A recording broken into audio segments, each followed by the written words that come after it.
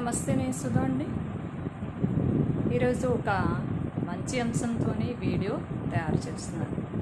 ఏంటంటే, మనకి స్వాతంత్రం రాకముందు భారతదేశాన్ని అనేక వేల ఏళ్ళు కొంతమంది పరిపాలించారని చెప్పుకుంటూ ఉంటాం కదా.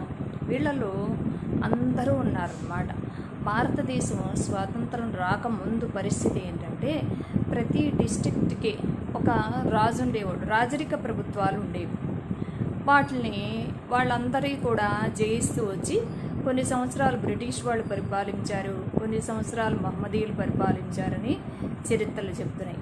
మరి ఈ చరిత్రలకి ఈ రెండిట్లకి పూర్వము ఇంకా భారతదేశం కలియుగ ప్రారంభంలో మొట్టమొదట భారతదేశాన్ని భరతవంశీయులు పరిపాలించారని చరిత్రలు కూడా చెప్తున్నాయి. కొన్ని వేల ఏళ్ళు ఈ బ్రిటిషర్స్ కానీ మహమ్మదీయులు కానీ రాకముందు భరతవంశీయులు పరిపాలించారు కొన్ని వేల ఏళ్ల సంవత్సరాలు అని మొట్టమొదటి కలియుగ ప్రారంభంలో.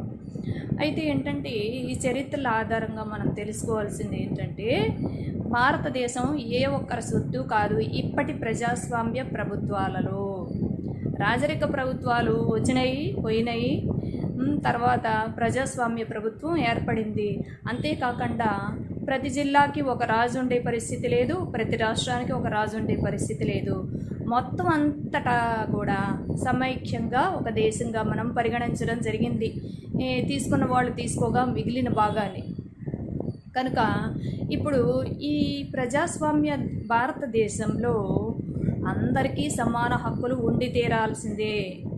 ఫలానా మతం వాళ్ళు మేము ఎక్కువ సంవత్సరాలు పరిపాలించాం కాబట్టి ఇది మాదే అని అనడానికి వీల్లేదు. లేకపోతే ఫలానా మతం వాళ్ళు మాకు ప్రియారిటీ ఉండడానికి ఉండాల్సిందే అని అంటే పోట్లాట్లు, కలహాలు, కుమ్ములాటలు తప్ప ఒరిగేది ఏమి ఉండదు.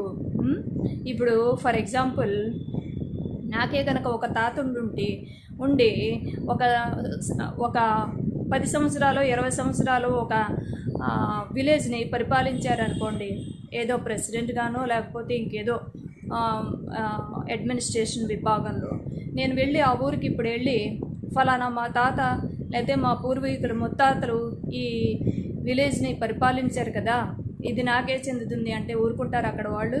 పిచ్చెక్కిందేమో అని పద అంటారు. కనుక ఎప్పటి పరిస్థితులకు అప్పుడు అనుగుణంగా ఉండాలి తప్ప ఎప్పటివో పరిస్థితులు తీసుకొచ్చి ఇది మాదే అనే హక్కు ఎవ్వడికి లేదు. అది ఏ మతం వాళ్ళైనా కావచ్చు. కనుక ఈ భారతదేశం అందరికీ చెందిందే, కొందరికి మాత్రమే చెందింది అని ఎవరైనా లేవదీస్తున్నారంటే అందులో చాలా స్వార్థం ఉందని లెక్క.